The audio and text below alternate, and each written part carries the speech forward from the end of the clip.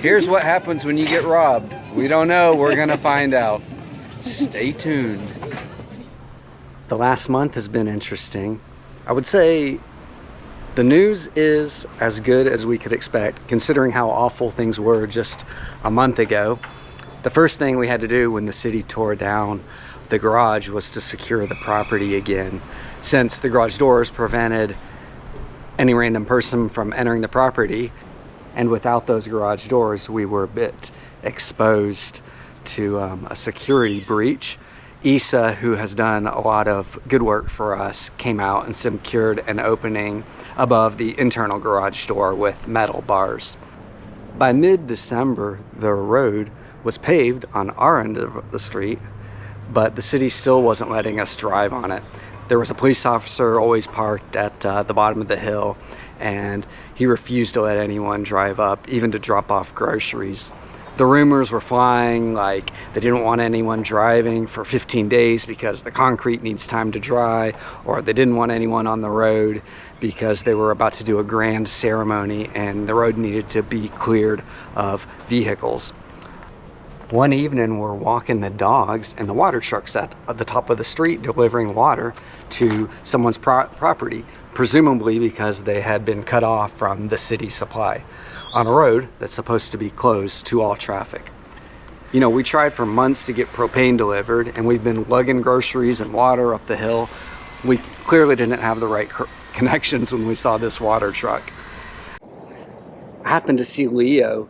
He's the city employee that I had talked to in October about the garage, back when the city was asking for our permission to remove 20 to 30 centimeters.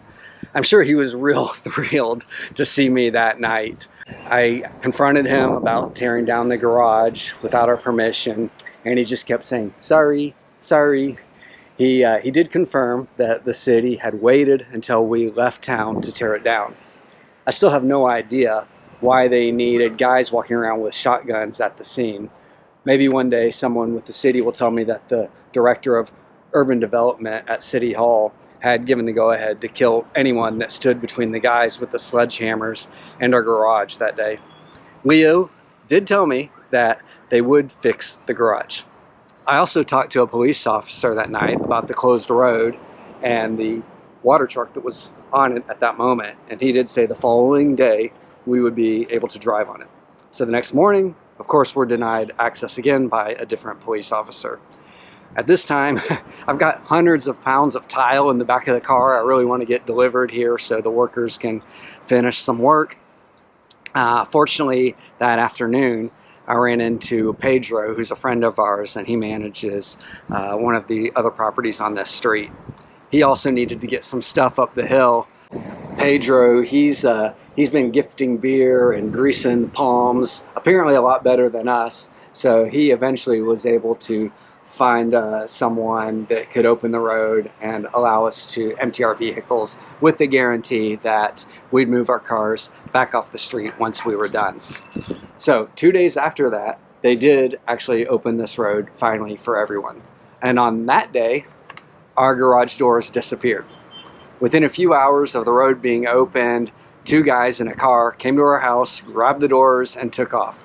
Once we realized it, I decided to reach out to some of my contacts in the government, and for about 30 hours, we just couldn't get any answers on what had happened.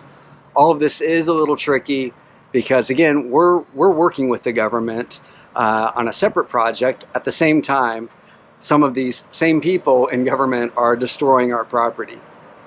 And we're trying to keep these two things separate because a local family needs a home and they shouldn't be punished because of their government's treatment of us.